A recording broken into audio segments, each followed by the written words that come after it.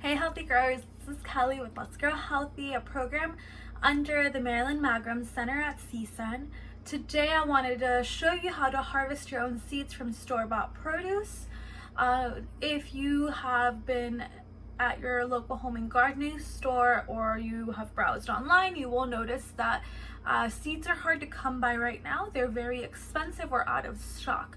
So I wanted to show you how to harvest seeds from tomatoes and peppers. Some materials that you'll need are a glass jar with a lid. If you don't have a lid to a jar, you can use a paper towel and a rubber band. That'll work just as fine. You will need a strainer, a paper plate and a marker to label. You will need a cutting board and a knife. You will also need some ripe produce. So we have a squishy tomato and a squishy pepper. The variety of pepper or tomato does not matter for this video, but I have a Roma tomato and a jalapeno.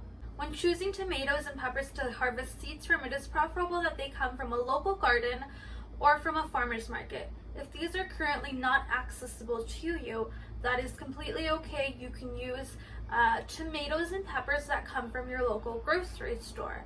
They could be either organic or not organic. So with a clean cutting board and a clean knife, you will take your tomato and you will cut it in half, like so. You will take these seeds out and put them in your glass jar. I'm doing this with my hands, but you can also do it with a spoon if you would like. So we're just going to put them, it's okay if you have some of the juices coming out because they'll ferment off. The process in which we are collecting our tomato seeds and getting them ready for planting is called fermentation. We're going to do the same thing with the other side of the tomato.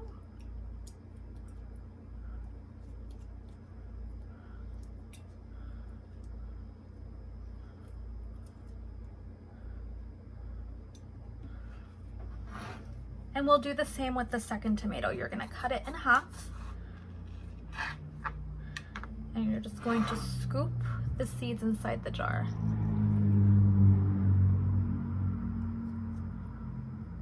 The squishier the tomato, the better. It'll be easier for the seeds to go into the jar. But this one has a lot of seeds in there.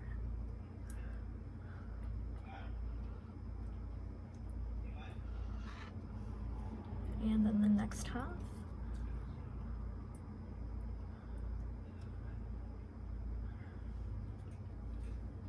You don't have to throw these tomatoes with the seeds scooped out into the compost or into the trash.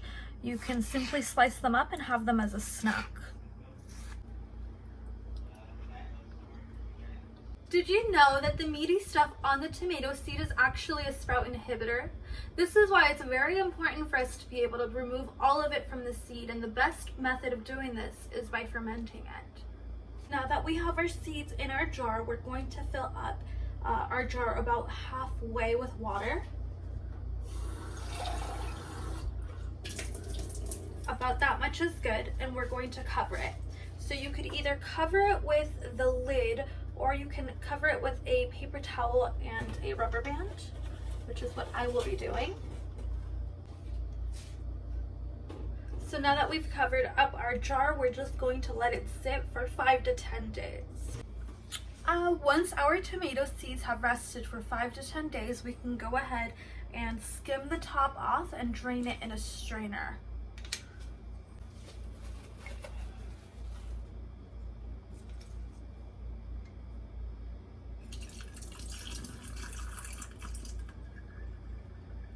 We can rinse these thoroughly.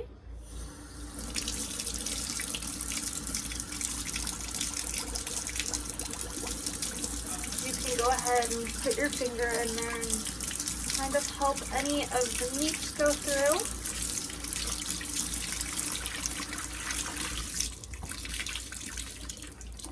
This is what the seeds will look like.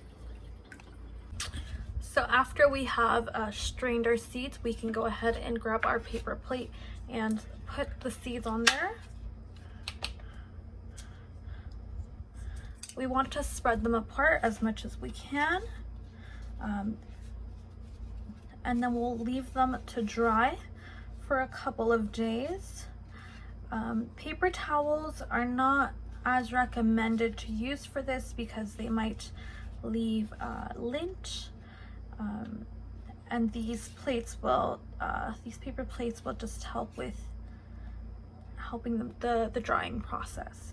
So just try to separate the clumps out as much as you can. And we will leave these seeds to dry for a few days and then we'll come back to them. I wanted to mention that you don't have to dry your seeds if you're going to be using them right away. Drying them just ensures that you will be able to save these seeds for next year's. I wanted to show you a close-up of these cherry tomato seeds. As you can see, some of them look a little spiky, and that is exactly what we're looking for in our seeds. In some you can tell more than others that they have that little spikiness. That's what we're looking for because it means that we got all of the meaty stuff off. Next we're going to harvest the seeds of a pepper. I have a jalapeno. I looked for the one that was the most ripe in my fridge, that didn't make any sounds when I smushed it like this, versus a ripe pepper which would crunch when I squished it. So these seeds are a little bit more viable than the ones in the pepper that isn't as ripe as this one. Harvesting the seeds of a pepper is a lot easier than harvesting the seeds from a tomato because there is no fermenting involved. The first step you want to do is cut your bell pepper in half lengthwise, and then simply cut where the flesh is.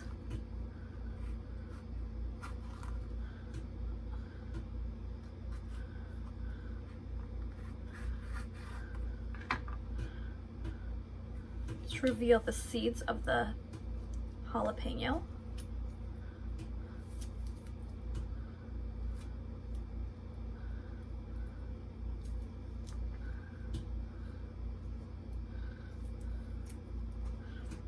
So we've got our paper plate,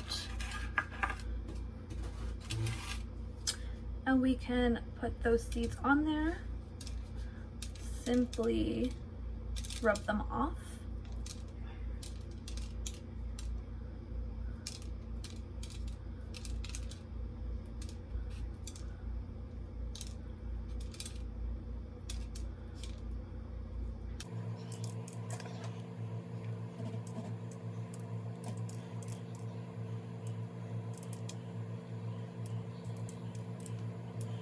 So once we have all of our seeds on our paper plate, we're just going to help separate them a little bit, and we can do this with our hands. When you're doing this, you're going to feel that they're a little moist. So we are going to follow the same process as we did with the tomatoes, and we're going to let these dry for a couple of days. So that is how you harvest the seeds from store-bought tomatoes and peppers.